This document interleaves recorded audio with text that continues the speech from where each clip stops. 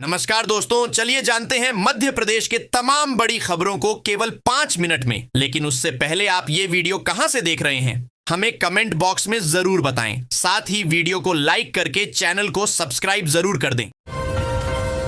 Ration card वाले के लिए खुशखबरी। जितने में भारत में राशन कार्ड धारी हैं उन लोगों के लिए एक बड़ा अपडेट है जो अगस्त महीने में ही आया है। आप सभी को बता दें कि पहले राशन में गेहूं बंद करने की बात कही जा रही है, वहीं इसके साथ 5 बड़े और फायदे मिलेंगे जो आप सभी को जानना काफी जरूरी है। क्योंकि पहले राशन में गेहूं चावल नहीं दिया जाता था, लेकिन आज चीनी दाल नमक और चावल दिया जाएगा और साथ में 1000 रुपए प्रतिमाह मिलेंगे।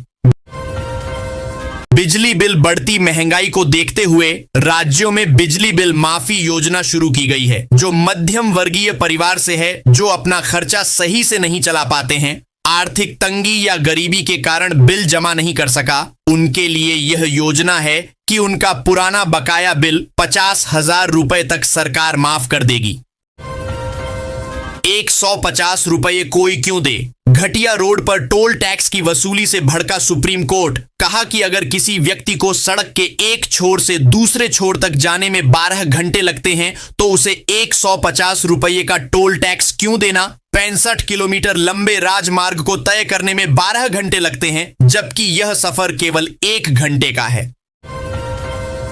अभियान के सह संयोजक और विधान परिषद सदस्य अनूप गुप्ता ने बताया कि एक साथ लोकसभा और विधानसभा चुनाव कराने से न केवल आर्थिक बोझ कम होगा, बल्कि जनता को बार बार चुनावी प्रक्रिया से नहीं गुजरना पड़ेगा। मध्य प्रदेश के पुलिस थानों में खाली पड़ी हजारों पद जल्दी भर लिए जाएंगे। सरकार ने इसकी तैयारियां तेज कर दी हैं। मुख्यमंत्री डॉ मोहन यादव ने बीते 15 अगस्त को घोषणा करते हुए कहा कि अगले 3 साल में ये भर्तियां हो जाएंगी। इतना ही नहीं, मुख्यमंत्री ने भर्तियों के लिए पुलिस भर्ती बोर्ड के गठन की भी घोषणा की। मध्य प्रदेश में खाद को लेकर मारामारी की स्थिति बनी हुई है। इसे मुद्दे पर अब कांग्रेस ने आंदोलन की घोषणा कर दी है। कमलनाथ ने कहा है कि कांग्रेस पार्टी किसानों की समस्याओं को लेकर छिंदवाड़ा में आंदोलन करने जा रही है। उन्होंने सभी किसानों से इस आंदोलन में शामिल होने का आह्वान किया है। मुख्यमंत्री डॉ यादव ने कहा कि धार जिले का बदनावर क्षेत्र इंदौर मेट्रोपॉलिटन सिटी एरिया का हिस्सा भी बनेगा, जिसका लाभ मिलेगा। यहां उद्योग स्थापित करने वाले सभी निवेशकों, उद्योग समूहों और कंपनियों को 4 लेन रोड, रेल और एयर कनेक्टिविटी सुविधा भी उपलब्ध कराई जाएगी। प्रवेश परीक्षा के लिए ऑनलाइन आवेदन करने की तारीख को दूसरी बार बढ़ाया गया है। सबसे पहले अंतिम तारीख 29 जुलाई थी, जिसे बढ़ाकर 13 अगस्त कर दिया गया था। अब एक बार फिर इसे बढ़ाकर 27 अगस्त तक कर दिया गया है। इंदौर सफाई के मामले में अव्वल शहर के रूप में अपनी पहचान बनाए हुए है। कैलाश विजयवर्गीय ने इसका श्रेय सफाई मित्रों और जनभागीदारी को दिया है। उन्होंने कहा कि 20 साल पहले देखे गए क्लीन इंदौर और ग्रीन इंदौर के सपने को जनभागीदारी और सहयोग से साकार किया जा रहा है। अंतर्राष्ट्रीय अंतरिक्ष स्टेशन से लौटने के बाद शुभांशु शुक्ला का दिल्ली में जोरदार स्वागत हुआ। उन्होंने पीएम मोदी को मिशन पैच और पृथ्वी की तस्वीरें भी भेंट की। इस बातचीत के दौरान उन्होंने अंतरिक्ष जीवन की चुनौतियों, वैज्ञानिक प्रयोगों और अंतरिक्ष में बिताए खास पलों के अनुभव साझा किए। बीजेपी ने सीपी राधाकृष्णन को चुनकर तमिलनाडु में डीएमके को या तो समर्थन देने या इंडिया ब्लॉक के साथ मतभेद पैदा करने की स्थिति में डालने की कोशिश की है।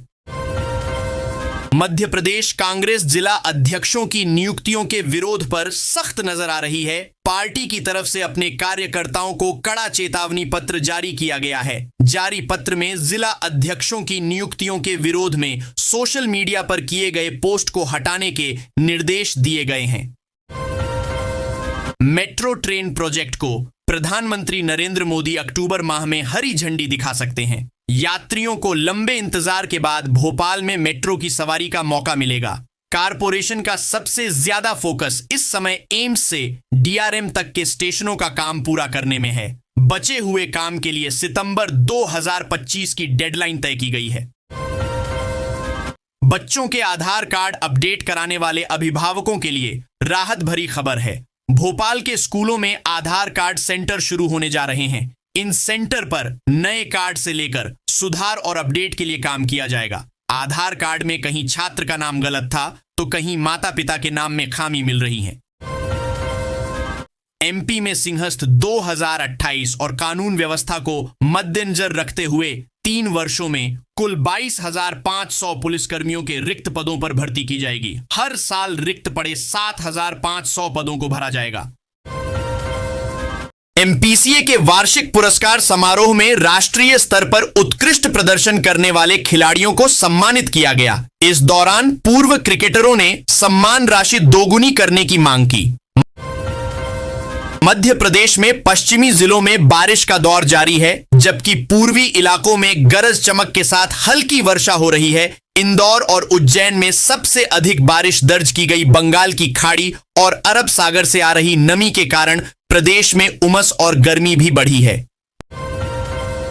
महाकुंभ सिंहस्थ 2028 की तैयारियों के लिए मध्य प्रदेश शासन ने उज्जैन में 963 करोड़ के 25 बड़े विकास कार्य प्रस्तावित किए हैं। संभाग स्तरीय समिति और मुख्य सचिव की अध्यक्षता वाली पर्यवेक्षण समिति से प्रस्ताव अनुमोदित हो चुके हैं। अब इंतजार मुख्यमंत्री की अध्यक्षता में गठित मंत्रिमंडलीय समिति की स्वीकृति मिलने का है। नंदलालपुरा स्थित किन्नर समुदाय में सोमवार को धार्मिक आयोजन हुआ। इस अवसर पर संत भोज और सम्मान से पहले भव्य शोभा यात्रा निकाली गई, जिसमें किन्नर अखाड़ा नई दिल्ली की आचार्य महामंडलेश्वर डॉ. लक्ष्मी नारायण त्रिपाठी सहित कई संत उपस्थित रहे।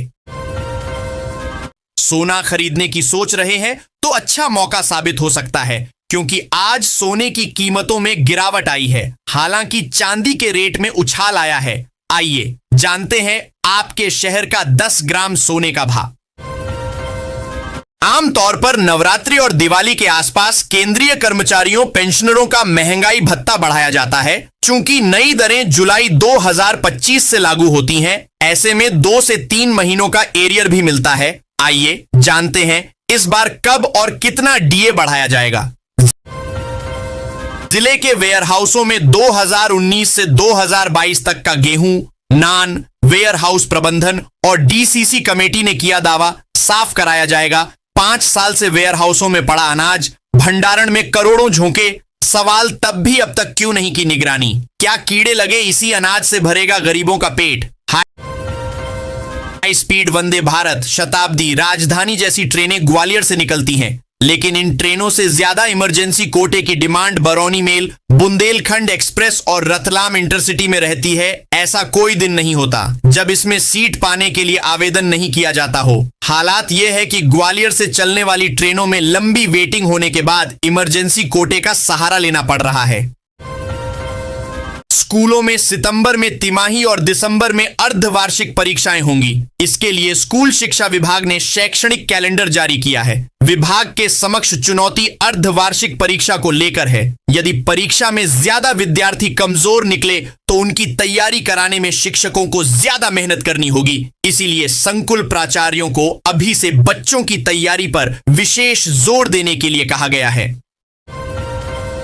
उज्जैन जोन डीएसपी वीर विक्रम सिंह सेंगर को विशिष्ट सेवा के लिए राष्ट्रपति पुलिस पदक से सम्मानित किया गया। उनका चयन गृह मंत्रालय की ओर से किया गया था।